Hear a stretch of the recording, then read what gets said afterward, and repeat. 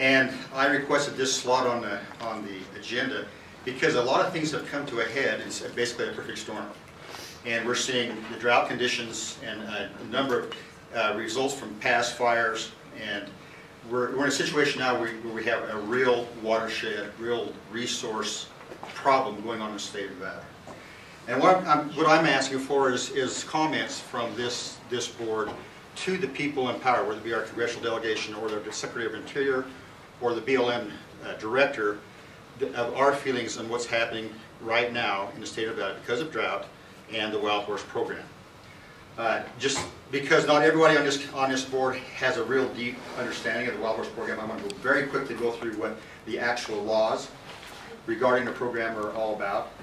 And in 1971, you know, the Wild Horse and Burro Act, the intent was to achieve and maintain a thriving natural ecological balance in combination with other multiple uses.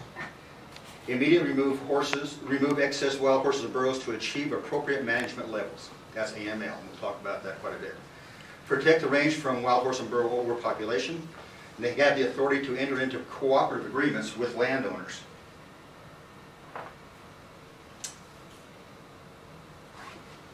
Where's my advance button? Click the mouse. Okay. In addition, it will protect, manage, and control these animals to ensure healthy herd populations at levels consistent with the land's capacity to support them. Consult with state wildlife agencies. Manage horses where they currently exist. So in 1971, where they existed would become horse areas, and later on, as they started to manage those populations, they became horse management areas, HMAs. And so those are the areas that the BLM actively engages in management of wild horse populations. Okay, a few changes in 1978. There were ways to remove animals. To achieve AML was through destruction or other means, sterilization, natural control. They had to maintain an inventory of numbers of animals, make animals available for adoption, and to deny those that had no demand. So if there was no demand to adopt, those were to be destroyed, humanely destroyed. In 2004, there was a sale provision to sale horses without any kind of restriction. If you saw horses in a pasture alongside a highway in the state of Nevada, it's very likely in that condition right there, someone would report to the Humane Society or to the animal control within that county or within that ordinance, or within that jurisdiction. If you care about the resource, this is what we should be preventing, because horses don't get into this shape until there's resource damage that has occurred. These sources are becoming fewer and fewer and further between, more scarce, and these horses are fighting to get that water source. You know, you might notice the bare ground in that pinyon juniper up on the left, trampling, no forage, no ground cover on the left, which is a bad situation for recovery of the forage and the vegetation.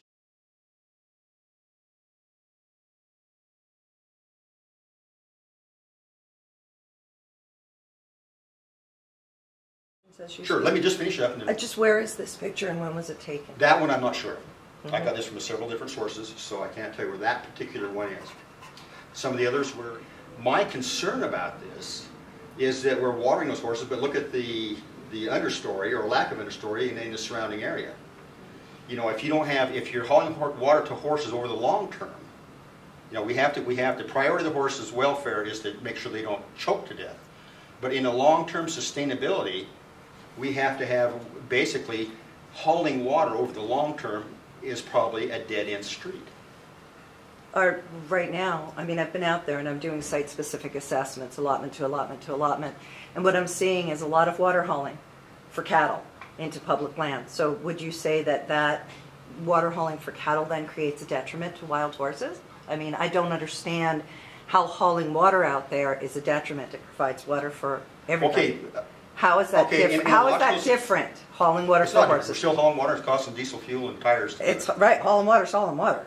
But okay, those cattle are in an area that would have forage. If it doesn't have forage, it doesn't. I'll show you site-specific issues. But I'm saying that in reality, to the industry, and someone's going to try and make money at running livestock, will not continue to haul water to an area that has no forage. I'll show you site-specific issues. I'm just saying, you know, in reality, that's. I'll meet with you after this and show you that is happening, Boyd. Well, I don't got on a very site-specific basis. Yes, it is happening. But in general, for the industry, my point is, it's not sustainable over the long No, term it's not. to keep doing that. No, and it's destroying the range. Okay, so now that you've had the background of what's going on with this drought situation,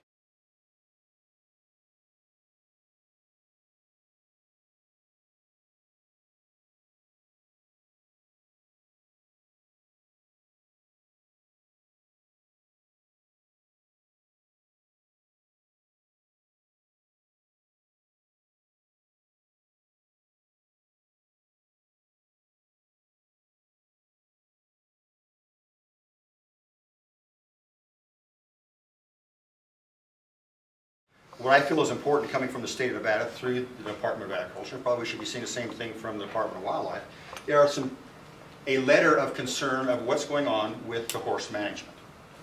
And I'm not saying this is exactly all the items that need to be on that list, and you have a printed out list of this, but I think these are something we should at least consider. And number one is that severe drought has been detrimental to both private and federal lands in the state of Nevada.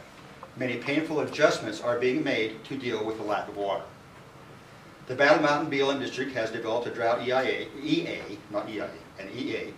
and using that document, decisions are being issued to remove permitted livestock from the range.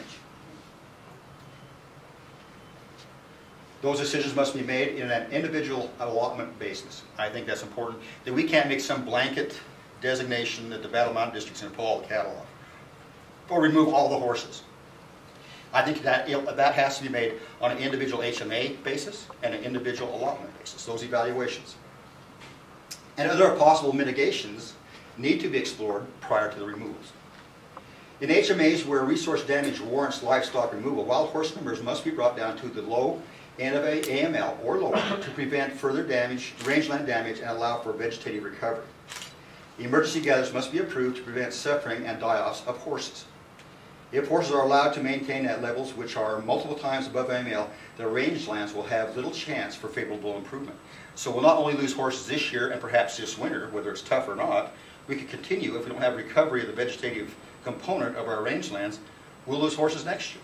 So it's a slow process. We have to have, those plants and ranges have to have time to recover so that there can be any use, let alone multiple uses. The Bureau needs to reevaluate the large-scale long-term practice of hauling water to horses in areas where forage is depleted. Horse welfare is a priority consideration, but long-term sustainability supports reduction in numbers. And lastly, the Bureau and the citizens of the West are dealing with management changes needed for possible western sage-grouse listing. Current wild horse management does not comply with grouse recovery efforts. These are just, I'm just throwing those out as considerations. Can be added to, can be subtracted from, but that's basically what I'm looking for is a recommendation from this board and this department that can go to the Secretary Salazar, to Acting Director Poole, to our congressional delegation. And this is something I think is coming to a head. I think we could face a potential next winter, or even late fall for that matter, if water is scarce enough, of large-scale die-offs of horses. And it's going to be a black eye for the state. It's going to be a black eye for the BLM. It's going to be a travesty for the horses themselves. So in my mind, it's time, we're looking over the abyss.